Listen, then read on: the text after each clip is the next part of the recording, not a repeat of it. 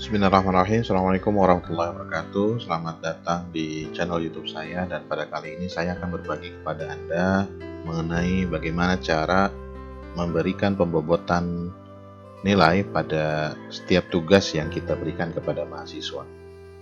Tentu di e-learning yang berbasis Moodle, di mana pada kali ini saya akan menggunakan e-learning dari Universitas Borneo Tarakan, yakni Borneo e-learning atau BEL. Jadi jika Anda lihat di sini, di tiap pertemuan itu pasti saya selalu memberikan tugas ya. Di pertemuan 1 ada tugas, di pertemuan kedua ada tugas, terus sampai pertemuan, karena ini adalah 2 SKS, maka sampai pertemuan 16 itu selalu ada tugas dan selalu ada nilai. Nah, terkait dengan penilaian, sebelum saya memberitahu cara bagaimana membuat pembobotan nilai pada e-learning yang berbasis Moodle ini, saya akan menjelaskan terlebih dahulu terkait dengan sistem penilaian. Jika pada sistem penilaian yang biasanya itu kan hanya terdiri dari 3. Jadi nilai akhir mata kuliah itu terdiri dari 30% nilai tugas, 30% nilai UTS, dan 40% nilai UAS. Inilah yang biasa dilakukan di hampir di semua kampus, termasuk di Universitas Borneo Tarakan. Di Siakatnya pun sampai saat ini seperti ini ya sistemnya. Tugas 30, UTS 30, UAS 40. Sistem penilaian ini yang dianggap lebih simpel sebetulnya. Jadi misalnya dalam satu semester hanya ada 4 atau 6 kali tugas. Tugas pertama 70, tugas kedua 80, tugas ketiga 90, begitu juga sampai ke tugas terakhir 60. Maka kita buat rata-rata. Berapa nilai akhir dari tugas dari mahasiswa ini? Kita buat rata-ratanya dibagi 6. Nah, inilah tugas mahasiswa ya. Lalu nilai UTS-nya misalnya 80, nilai UAS-nya 90. Hasil akhirnya adalah 84 atau A ya. Ini paling simpel sebetulnya sistem penilaian seperti ini. Tetapi ada kelemahan. Apa kelemahannya? Sistem penilaian seperti ini hanya melihat seberapa pintar mahasiswa itu. Ya, jadi meskipun misalnya mahasiswi Ade Rindiani ini nilai dia jarang masuk ya, misalnya ada 4 kali pertemuan dia tidak masuk, tetapi dia tugas kumpul terus ya, dan nilainya bagus-bagus, dia mati-matian di UTS, dia mati-matian di UAS, maka dia bisa mendapatkan nilai A. Sedangkan misalnya Indah Kumalapati ini kemampuannya biasa-biasa saja ya. Kemampuannya biasa saja, nilai tugasnya 60 misalnya, langsung saja di sini 60, nilai UTS-nya juga 60, nilai UAS-nya 70, tetapi dia tidak pernah bolos ya, artinya masuk terus pertemuan 1 sampai pertemuan ke 16. Tetapi karena kemampuan dia standar, maka nilainya adalah C. Ada mahasiswa yang malas masuk kuliah, tetapi dia punya kemampuan yang tinggi, dia bisa mendapatkan nilai A. Nah, inilah kelemahan dari sistem penilaian 30, 30, 40 ini. Nah, ada satu sistem penilaian yang lain, yakni sistem penilaian per pertemuan. Jadi di tiap pertemuan itu ada penilaiannya, dan nilai akhir dari mata kuliah itu, nilai akhir dari mata kuliah ini adalah kumulasi dari nilai pertemuan 1 sampai pertemuan ke-16. Sehingga dibuat pembobotan. Pertemuan 1 bobotnya 5% ya, sampai pertemuan ke-7 masing-masing 5%. Sehingga kalau di total 35%. UTS yang tadinya bobotnya cukup besar 30% itu hanya sekitar 15%. Jadi kalau dijumlah 50%, pertemuan 1 sampai ke-8. Begitu juga dengan pertemuan 9 sampai 16. 9 sampai 15 itu 5% masing-masing, pertemuan ke-16 UAS itu hanya dari 40% jadi 15%. Nah, ini dibuat pembobotan seperti ini. Kalau dijumlah maka 100%. Nah, Jadi 80 ini nanti di nilai akhir itu bobotnya hanya 5%. Jadi 5% dari 80 berapa? Ya. Kira-kira begitu. Nah, apa kelebihan dari sistem penilaian seperti ini? Kelebihannya jelas kita melihat proses mahasiswa untuk kuliah, menjalani proses perkuliahan itu seperti apa. Kalau dia rajin, ya, kalau dia rajin lalu pintar, dia pasti dapat nilai A. Ya, tidak mungkin tidak dapat nilai A. Ya, hampir tidak mungkin tidak dapat nilai A. Kalau dia rajin dan pintar. Tapi kalau dia rajin, misalnya ini nilainya 70, 60 semua gitu ya. 70, 60 semua.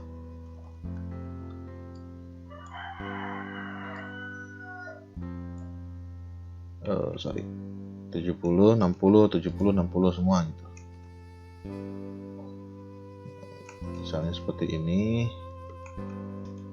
Dia rajin. Ya, tapi kemampuannya standar, maka nilainya adalah ya tetap C ya karena kemampuannya standar. Atau misalnya di sini 70 semua. UTS, UAS 70, maka dia bisa ya ke BC. Tetapi kalau ada mahasiswa yang rajin, yang pintar, ini misalnya nilainya bagus-bagus,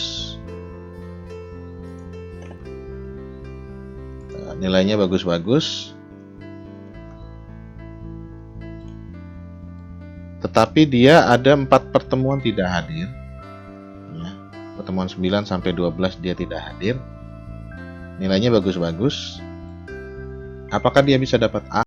Itu rasanya berat untuk dapat A. Ya. Jadi mahasiswa yang rajin tetapi standar-standar saja kemampuannya, ya tetap nilainya ya segitu-segitu aja. Tetapi kalau misalnya mahasiswanya rajin, kemampuannya tinggi, ya pasti dapat nilai A. Kalau mahasiswanya memiliki kemampuan tinggi tetapi tidak rajin, ya dia tidak bisa dapat nilai A, ya berat untuk dapat nilai A. Jadi yang dilihat adalah prosesnya. Gitu. Oke. Anggaplah kemudian Anda menggunakan sistem penilaian yang per pertemuan seperti ini, ya. Dan kalau saya memang menggunakan nilai per pertemuan seperti ini, maka bagaimana cara membuat pembobotan di pertemuan 1, pertemuan 2, pertemuan 3, 4 sampai 8 ya, sampai 8 dulu. Maka caranya adalah masuk ke grade. Oh ya, sebelum itu saya juga akan menjelaskan bahwa di tiap pertemuan kalau Anda lihat itu selalu ada kehadiran, ada tugas. Ya. Ada kehadiran, absensi, ada tugas. Nah, kalau saya tugas itu tetap saya nilai. Jadi kalau ada mahasiswa hadir, maka dia sudah mendapatkan nilai 100 untuk kehadiran. Tugas dia misalnya 80, maka nilai pertemuan tersebut itu adalah kumulasi dari kedua nilai tadi, kehadiran dan tugas, kemudian dibagi 2. Jadi 100 ditambah 80, jadi 180 dibagi 2, 90. Itulah nilai pertemuan dia, 90. Nah, berarti kalau tadi nilai pertemuan itu per pertemuan itu bobotnya 5%, maka kalau dibagi 2, masing-masing 2,5%. Kehadiran ini 2,5%, nilai tugas 2,5%. Kehadiran pertemuan 2, 2,5%, nilai tugas pertemuan 2, 2,5%. Nah, kita akan buat bobot tadi 2,5%. Caranya adalah masuk ke grade, lalu setup, ya. Kalau saya selalu menyusunnya seperti ini, ya kehadiran pertemuan 1, di bawahnya tugas pertemuan 1, kehadiran pertemuan 2, tugas pertemuan 2. Ya, kalau tidak berurutan silakan Anda klik saja di ini panah atas bawah ini, misalnya ini kehadiran pertemuan 9 harusnya di atas misalnya ya. Kita klik, lalu akan muncul tampilan seperti ini. Kita mau pindah kemana? Oh, kita mau pindah ke atas atau di bawah pertemuan 8 misalnya. Kita klik di situ. dia akan pindah ke atas. Kalau kita mau pindah ke bawah lagi, paling bawah ya kita klik lagi. Kita pindah ke yang paling bawah. Itu cara memindahkan. Lalu bagaimana cara membuat pembobotan? Masuk ke sini course total, klik edit, lalu edit calculation.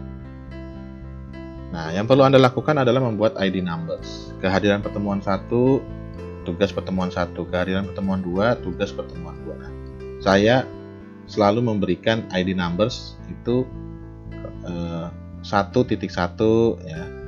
Lalu tugasnya 1.2. Kehadiran pertemuan 2, 2.1, tugas pertemuan 2, 2.2. Terus sampai seperti itu. Nah, misalnya ini adalah kehadiran pertemuan 1 dan nanti ada tugas kehadiran pertemuan 9 dan nanti ada tugas pertemuan 9. Ya, saya kasih ini aja kodenya 9.1. Ya, kalau ada tugas pertemuan 9 berarti 9.2 nanti ya di isinya. Ini 9.1 ID numbers, add ID numbers. Nah, nanti akan seperti ini. Oke, kalau sudah, kita masukkan rumusnya.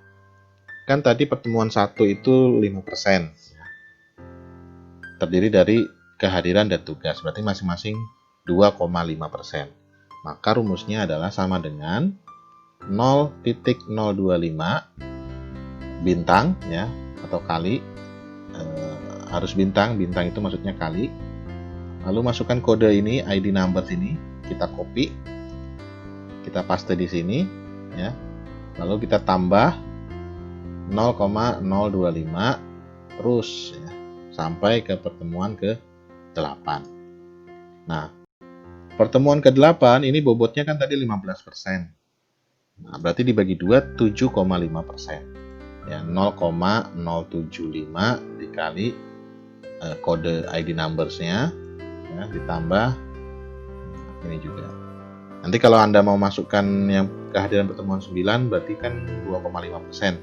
Tinggal diketik saja plus 0,025 dikali ID numbers-nya 9.1. Begitu saja. Nanti kalau sudah save change. Nah, nanti continue. Ya. Gitu. Nah, tapi tadi saya tidak mau memasukkan kehadiran pertemuan 9, jadi rumusnya hanya sampai pertemuan ke-8. Berarti ini saya hapus, save change, continue. Maka mari kita cocokkan nilai yang ada di sini ya.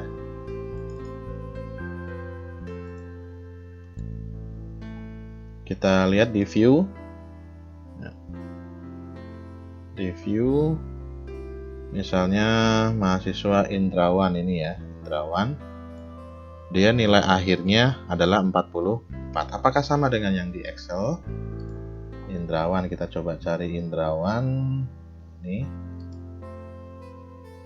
nilai akhirnya adalah 44 ya, D sama. Jadi mahasiswa nanti bisa melihat nilai akhir mata kuliah mereka hanya di BEL saja, di e-learning saja, tidak perlu mereka lihat si akad, mereka sudah bisa lihat